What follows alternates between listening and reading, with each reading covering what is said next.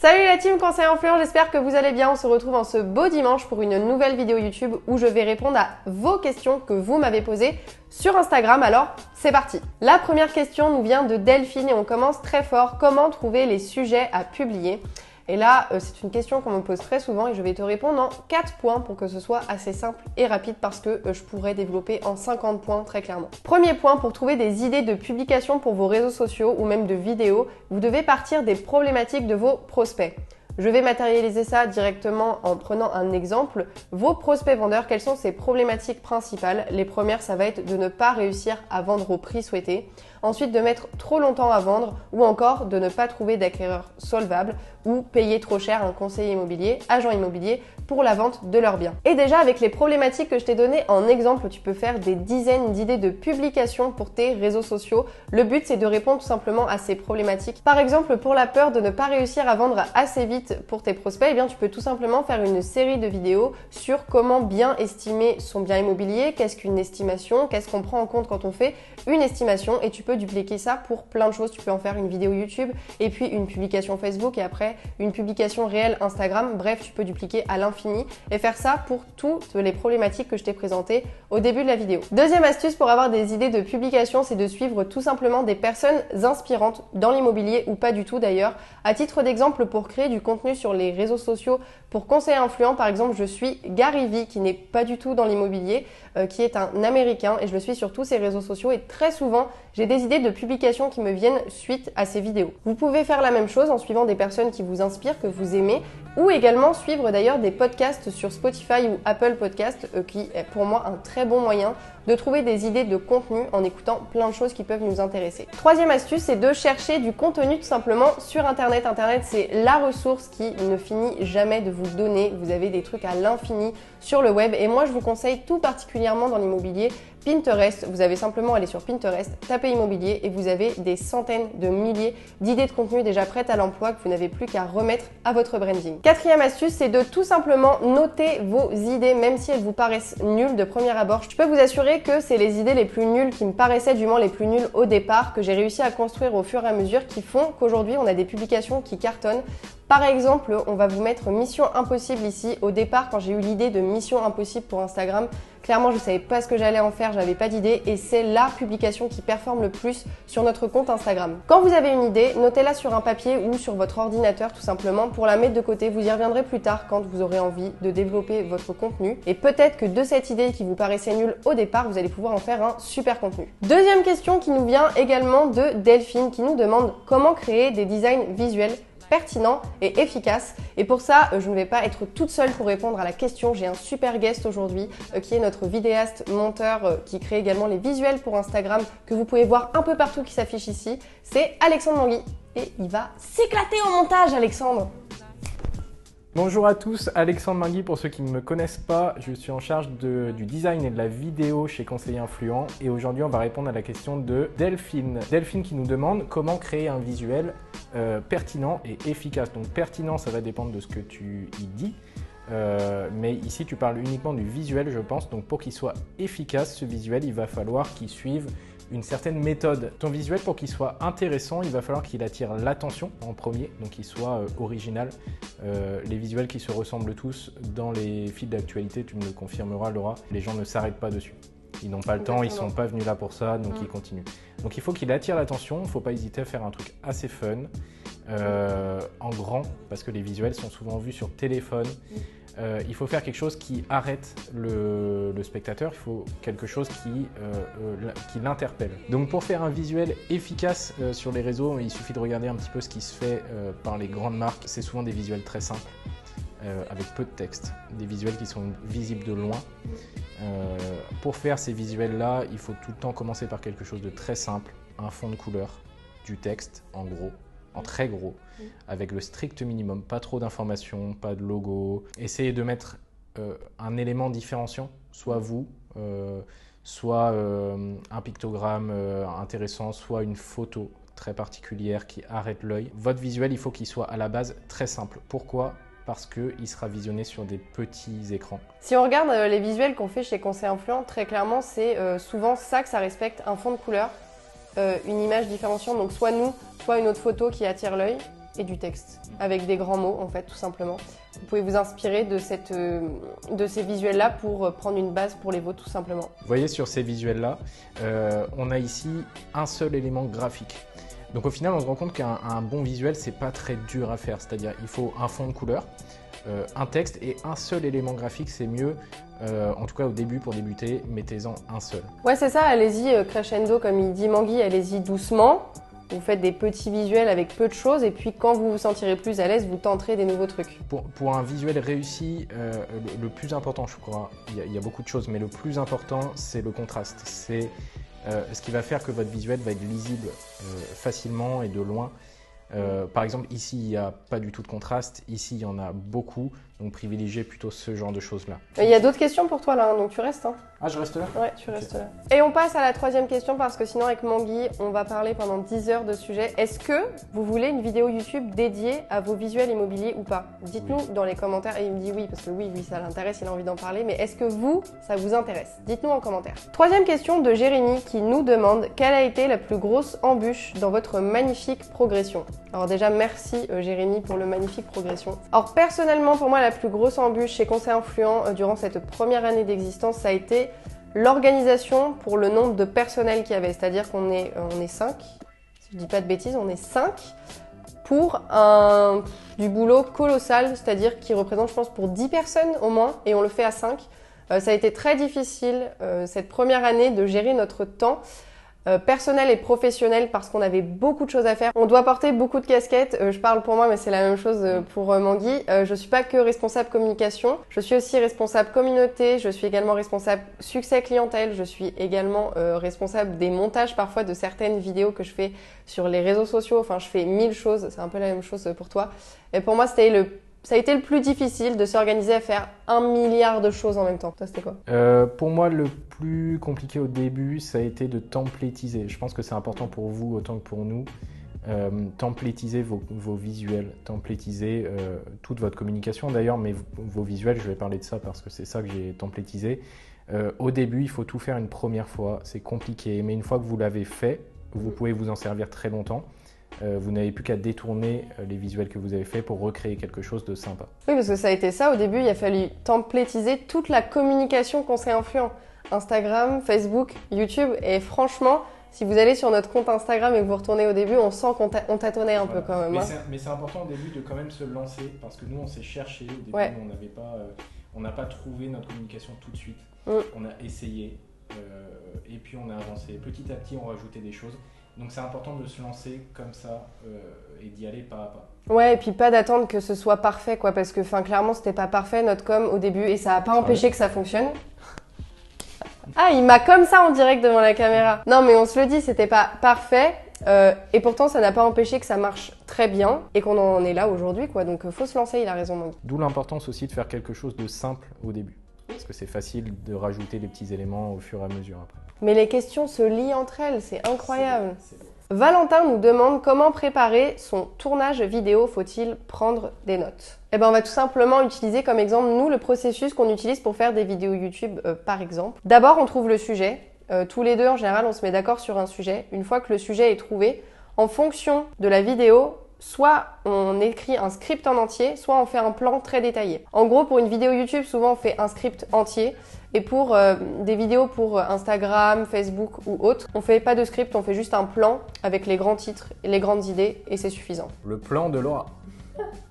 Ça, par exemple, pour la vidéo d'aujourd'hui, j'ai repris vos questions et j'ai mis les grandes idées pour vous répondre tout simplement de manière claire et précise. Mais pour les vidéos YouTube un peu plus préparées, comme par exemple sur la publicité Facebook qu'on a fait, là il y a besoin d'un script pour que ce soit bien détaillé. Mais pour des vidéos IGTV comme nous on fait par exemple, ou des vidéos un peu plus courtes sur Instagram ou Facebook, pas de script, juste un plan détaillé, c'est suffisant. Que tu vas rajouter un truc toi pour la préparation du tournage? En fait c'est un petit peu des templates aussi, ça va être souvent la même façon de faire à chaque fois. C'est important que vous ayez, c'est quoi le mot déjà?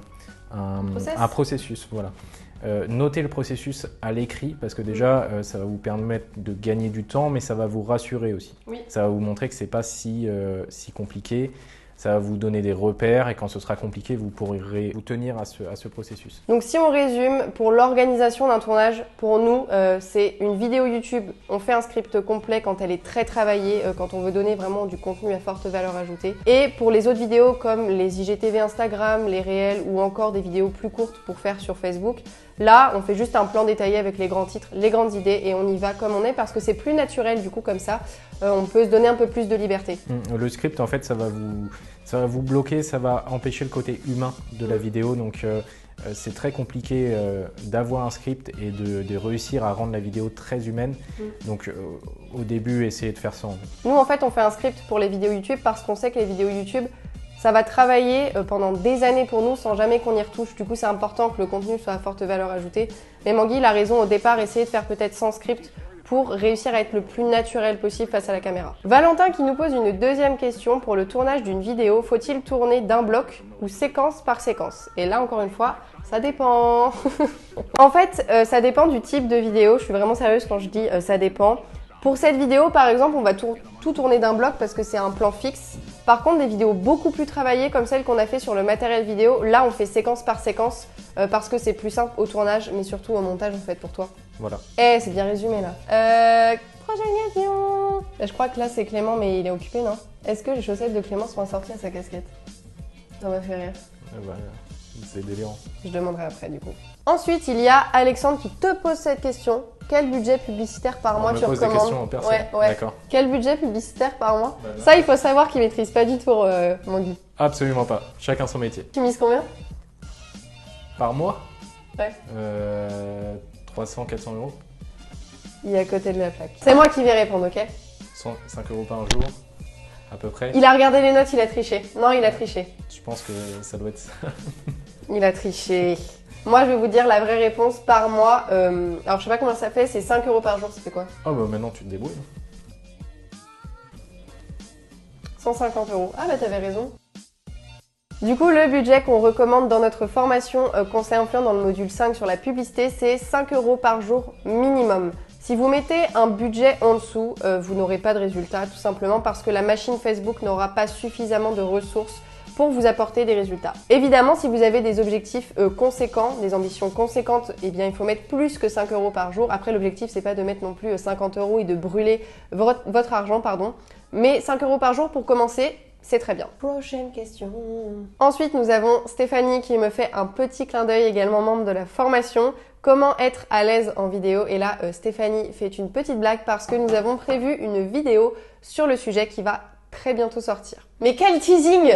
Ensuite, il y a Sylvana qui demande, pour ma part, j'ai un souci, je pense prendre trop de temps à créer mon contenu, des astuces. Bien sûr que j'ai des astuces, bien sûr. Alors, moi j'ai 4 petits conseils pour toi Sylvana et pour tous ceux qui ont l'impression de passer trop de temps à créer leur contenu. Premier conseil, c'est de bloquer un créneau de 2 heures et de se dire pendant ces 2 heures, je fais de la création de contenu. C'est pas la peine de bloquer 5 heures de votre après-midi et de vous entêter à faire ça, vous allez tout simplement vous bourrer le crâne. C'est mieux de faire 2 petites heures de créneau, vous allez être productif pendant ces 2 heures. Et ensuite, si jamais vous n'avez pas terminé, vous avez tout simplement à rebloquer un autre créneau de 2 heures. Faire plus, en fait, vous allez tout simplement être devant votre ordinateur à regarder un peu dans le vide quand vous aurez plus d'idées. Et la création de contenu, faut pas insister. Quand ça vient pas, ça vient pas. C'est pareil pour la création de visuels. Quand ça vient pas, c'est pas la peine. Comme ça se base sur la créativité, ne forcez pas les choses. Si ça marche pas, tant pis, ce sera pour demain. Deuxième astuce, faire du recyclage de contenu. Et oui, ça c'est quelque chose, on n'y pense pas du tout et pourtant c'est super utile. Parfois en fait, on se prend un peu trop la tête sur les réseaux sociaux à absolument toujours vouloir faire du contenu unique, qui se différencie. Et oui, c'est possible, mais quand on est à plein temps dessus, vous êtes des conseillers immobiliers, vous avez quand même un travail à côté. Et l'objectif, c'est pas de passer 10 heures à créer votre contenu pour vos réseaux sociaux. Vous pouvez tout simplement faire du recyclage de contenu. Alors, qu'est-ce que c'est du recyclage de contenu? On vous montre en images. Par exemple, pour les hashtags sur notre compte Instagram, c'est quelque chose qu'on aborde très souvent et vous retrouvez plusieurs publications qui traitent des hashtags, mais juste d'une manière différente en fait. Le contenu est le même, mais c'est juste qu'en fait, on l'amène d'une manière différente et les personnes ont l'impression de découvrir un nouveau contenu, alors qu'en soi, ça s'appelle du recyclage de contenu. Je suis partie d'une même problématique, d'un même sujet, je l'ai dupliqué d'une manière différente pour en parler, continuer d'en parler, tout en évitant de me creuser la tête à créer du nouveau contenu. contenu. Et je pense que c'est pour ça que vous prenez du temps à faire vos publications, c'est que vous cherchez toujours à faire des publications uniques. C'est très bien de vouloir le faire, mais si vous bloquez dessus et que vous y passez 10 heures, c'est pas l'objectif. Même chose pour le visuel, hein. Parfois, il faut savoir faire des visuels qui sont un petit peu moins sympas pour pouvoir se concentrer sur d'autres qui sont un petit peu plus ambitieux. Ouais, et puis recycler des idées que tu as déjà utilisées, tout simplement, c'est quelque chose qui marche très bien. C'est pas parce que vous avez déjà abordé le sujet de l'estimation que vous pouvez plus jamais aborder le sujet de l'estimation. Vous pouvez commencer par une publication sur Facebook avec une image « Qu'est-ce qu'une estimation ?» où vous expliquez en description ce que c'est qu'une estimation, et une semaine après faire une vidéo d'1 minute 30 où vous expliquez ce qu'est une estimation. Dans tous les cas, vous avez toujours 10 manières différentes d'expliquer les mêmes choses. Exactement. Les gens l'ont pas tous vu déjà, l'ont pas tous compris, et Oui. le fait d'expliquer différemment, ça va peut-être rendre le truc plus intéressant cette fois-ci. Carrément. Troisième astuce pour ne pas passer trop de temps sur sa création de contenu, c'est de proposer du contenu personnel. Et oui, quand vous allez créer des publications avec du contenu à forte valeur ajoutée, avec des conseils professionnels, vous allez forcément réfléchir à ce que vous allez dire, alors que du contenu personnel, c'est du vécu, de l'expérience que vous avez vécue. Du coup, c'est beaucoup plus simple d'en parler, de faire des descriptions, de poster des photos dessus. Bref, je vous conseille de proposer de temps en temps du contenu personnel, ce qui vous permettra non seulement de varier le contenu, mais aussi de passer moins de temps à le créer. Moi, c'est le premier truc que je regarde sur les comptes que je suis, c'est parce que je trouve ça plus intéressant et ça me permet de mieux connaître la personne et après d'aller voir son contenu qui est un peu plus générique. Exactement, voilà, ça permet aux gens de vous découvrir. C'est humanisant sur le réseau, comme dit Manguy.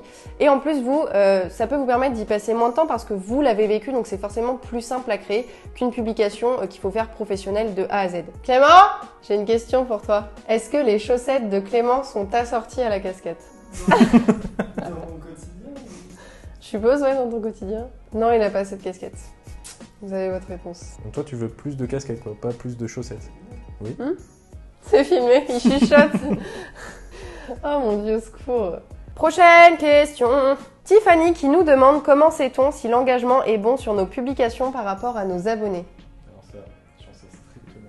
Moi, j'avoue que j'ai cherché les chiffres sur Internet, vous pouvez les trouver assez facilement. Alors déjà, qu'est-ce que c'est le taux d'engagement? Parce que c'est un mot qui peut un peu faire peur. Tout simplement, en fait, c'est le ratio entre le nombre d'abonnés que vous avez et les interactions que vous avez sur vos publications. Donc les likes, les commentaires, les partages, enfin toutes les interactions qu'il y a autour d'une publication. Sur Instagram, le chiffre est beaucoup plus élevé. La moyenne, en gros, vous êtes dans la moyenne si vous êtes entre 1% et 3%. Sur Facebook, c'est moins d'1%, c'est 0,96% la moyenne, donc voilà. Si vous êtes dans ces chiffres-là, eh bien c'est très bien. Et si vous n'êtes pas dans ces chiffres-là, pas de panique, parce que la question d'après va vous permettre d'augmenter votre taux d'engagement. Et ça, c'est cool. Bien préparé ma vidéo, hein, t'as vu? Beau, ça. La prochaine question, c'est comment augmenter les interactions sur ces posts. Si vous augmentez les interactions sur vos posts, vous allez forcément augmenter votre taux d'engagement. Et du coup, Manguy, à ton avis, comment on fait pour augmenter ces interactions? Je rappelle, interaction, c'est j'aime, commentaire, partage, tout ce qu'il y a de possible autour d'une publication. À ton avis, comment on fait pour les augmenter? Alors je vois un premier truc, mais parce que ça, c'est moi qui le fais souvent, c'est faire un visuel qui pousse à commenter, par exemple, à enregistrer, à liker la publication.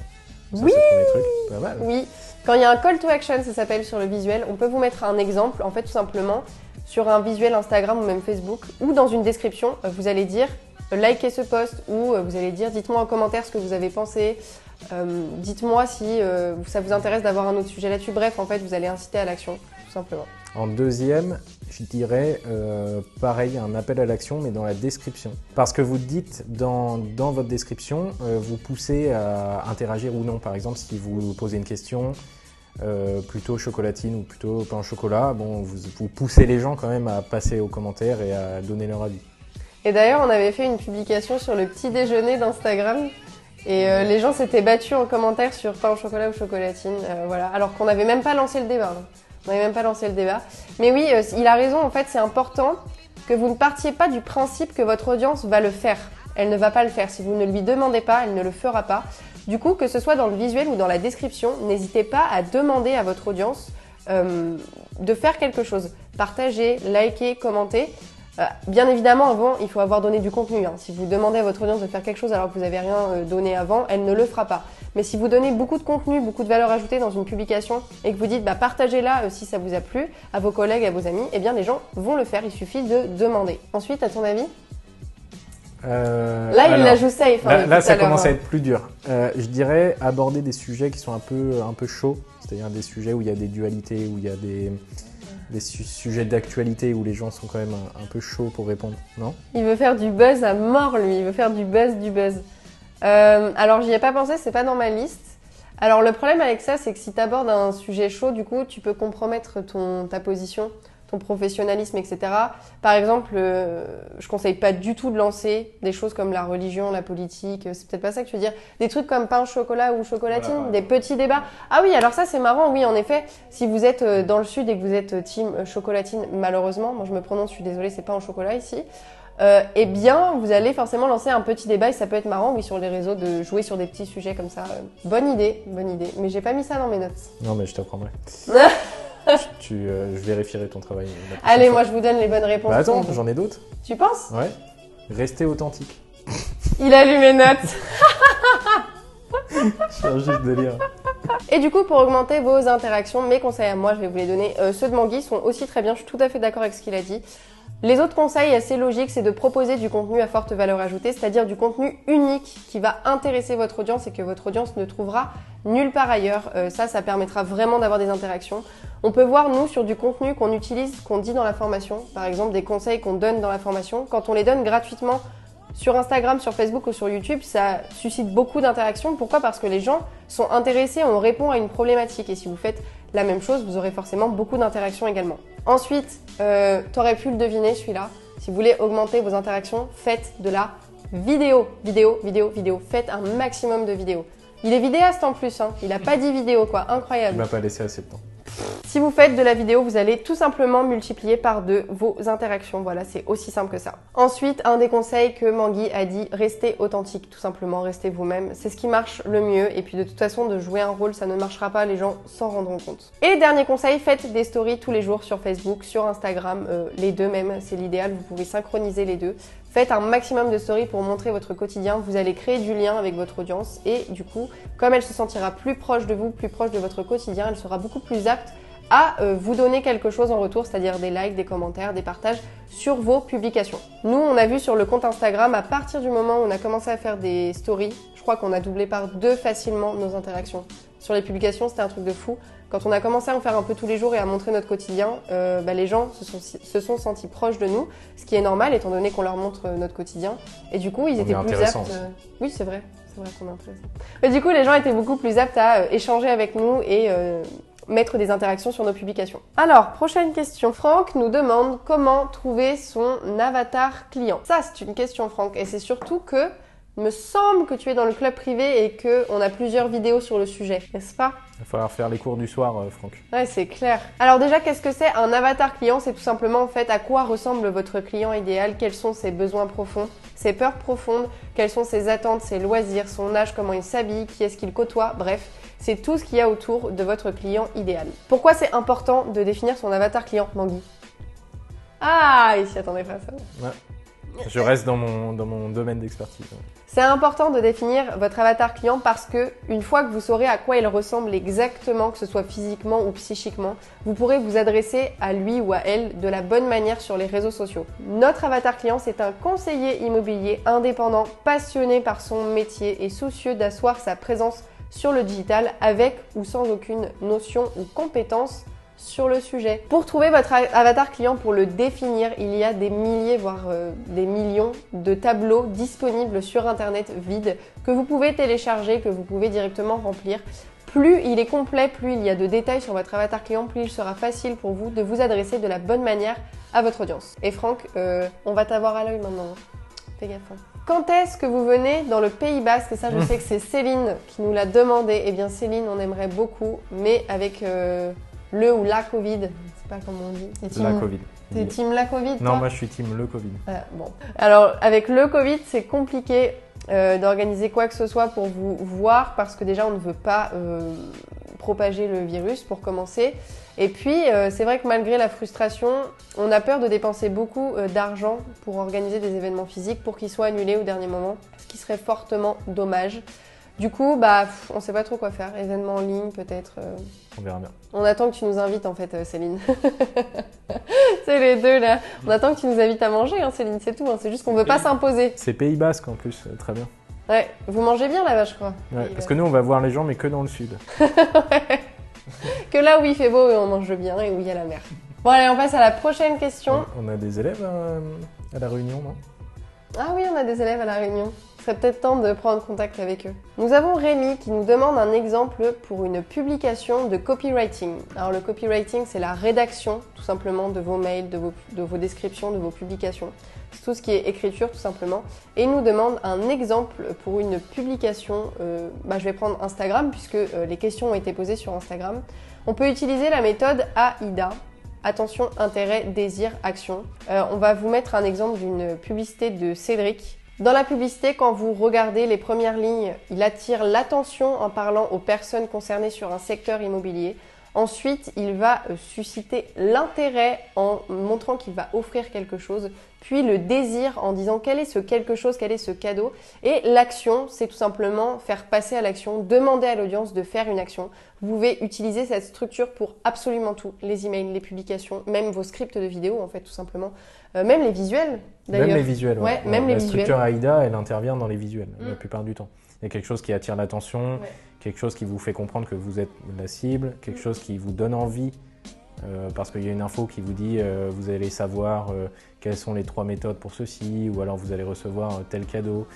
Et surtout, il y a un appel à l'action, alors là pour le coup visuel, mais ça pousse également à l'action. Ouais, du coup la méthode AIDA elle est géniale pour absolument tout, donc voilà. Rémi, tu as eu ton exemple concret de copywriting pour, là c'était une publicité mais ça peut être pour absolument tout. Clara nous demande quel type de publicité Instagram utiliser pour l'immobilier. Est-ce qu'il faut mettre en avant du contenu, story ou post? Et là, la réponse est claire et nette, c'est... Oui. Oui. Ma réponse à moi, c'est qu'il faut mettre en avant du contenu à forte valeur ajoutée et notamment si vous pouvez des carousels sur Instagram. Alors les carousels, c'est tout simplement une publication qui comporte plusieurs visuels et nous par exemple, on a mis plusieurs carousels en avant en publicité pour avoir plus d'interaction dessus et nous faire découvrir auprès de conseillers immobiliers. Et c'est ce qui fonctionne le mieux en publicité parce que vous apportez quelque chose de gratuit à votre audience, ce qui va lui donner envie d'interagir avec et de s'abonner à votre compte. C'est Kevin Garcia aussi, non, qui fait des carousels sympas. Ouais, il y a Kevin Garcia sur Instagram, aussi, là, il fait des visuels très sympas. Voilà, et du coup, vous pouvez faire des carousels et les mettre en avant en publicité. Pour moi, c'est le meilleur format pour mettre en avant votre contenu en pub. Pouvons-nous transmettre à Cabinet Joffre Immobilier des idées pour créer des campagnes d'emailing prospect-vendeur? Enfin, j'arriverai jamais à reposer la question. Pouvons-nous transmettre à Cabinet Joffre Immobilier des idées pour créer des campagnes d'emailing prospect-vendeur? Est-ce qu'on peut faire ça? Oui. Est-ce qu'on va le faire? Non. Prochaine question. Non, je déconne. Bien sûr qu'on va le faire, je rigole. Alors, je vais tout simplement les citer très vite à la suite pour que ce soit dynamique et que la vidéo dure pas 50 ans, même si j'ai l'impression qu'elle dure déjà 50 ans. Voici des idées concrètes de mails que vous pouvez faire pour vos prospects vendeurs. Je vous les cite à la suite. J'espère que vous êtes prêts parce que là, ça va aller vite. Le guide e-book de votre marché immobilier local. Présentez-vous, tout simplement. Les écoles et universités de votre marché. Les projets en cours sur votre marché. Les meilleurs restaurants de votre marché, vos 10 meilleurs conseils pour vendre ou acheter sa maison au meilleur prix sur votre marché, les événements ponctuels comme festival, même si en ce moment c'est pas la joie, on va se le dire, vos exploits tout simplement, vos retours clients, les tendances actuelles du marché, une fois par mois par exemple en vidéo, ça ce serait top. Présentez vos commerçants préférés et racontez une anecdote avec un client, un prospect. Simple, efficace. Il y a de quoi faire. Il y a de quoi faire là, déjà une bonne dizaine de mails et après vous pouvez dupliquer par exemple les 10 conseils pour vendre, acheter sa maison au meilleur prix sur le marché. Vous pouvez faire 10 mails, un conseil par email. Oui, puis raconter une anecdote avec un client, c'est quelque chose que vous allez pouvoir refaire au fur et à mesure des anecdotes. C'est quelque chose qui est infini en fait. Carrément, et même avec des prospects, hein. C'est pas qu'avec des clients, ça peut être juste un rendez-vous estimation qui n'a pas abouti et vous pouvez tout simplement raconter l'histoire. Par email, en fait, ce qui est bien, c'est que ce qui marche, c'est raconter des histoires et utiliser d'ailleurs la structure AIDA qu'on vous a présentée pour vos emails. Et c'est forcément avec un client et un prospect? Non, ça peut être... Ah bah ça peut être une anecdote de vie aussi, oui, sur votre métier, sur le terrain, je sais pas ce que vous voulez, même vos commerçants, ça peut être plein d'anecdotes en fait. Christopher nous demande comment faire des tunnels de vente avec estimation en ligne. Et là, Christopher, c'est une question, je pense, qui mériterait d'être traitée pendant 2 heures de vidéo. Et là, 2 heures, clairement, on les a pas. Mais tu as de la chance, on a déjà créé auparavant des vidéos YouTube sur le sujet. On a fait 2 parties, je crois, de formation pour t'expliquer comment mettre en place un tunnel de vente en ligne quand on est conseiller immobilier. On va te mettre quelque part autour de cette vidéo la partie 1 et tu auras par la suite la partie 2 qui se proposera, je pense, sur YouTube. Donc voilà. Une dernière question de Gallo Karim qui nous dit qu'est-ce qui est jaune et qui attend. Je crois que c'est Jonathan. Ça rime avec conseiller influent aussi. Ah, on aurait pu répondre. Ah. Oh, tu peux mettre la vidéo, s'il te plaît, du mec qui qu'est-ce qui est jaune et qui attend? C'est Jonathan. Qu'est-ce qui est jaune et qui attend? Je sais pas. Et ben c'est fini. Bah ouais, Ton avis, elle fait combien de temps la vidéo? 35 minutes. Et voilà, les conseils influents, on a répondu à toutes vos questions. Enfin, en majorité, hein, lui, il a pas fait grand-chose. Non, moi j'assiste.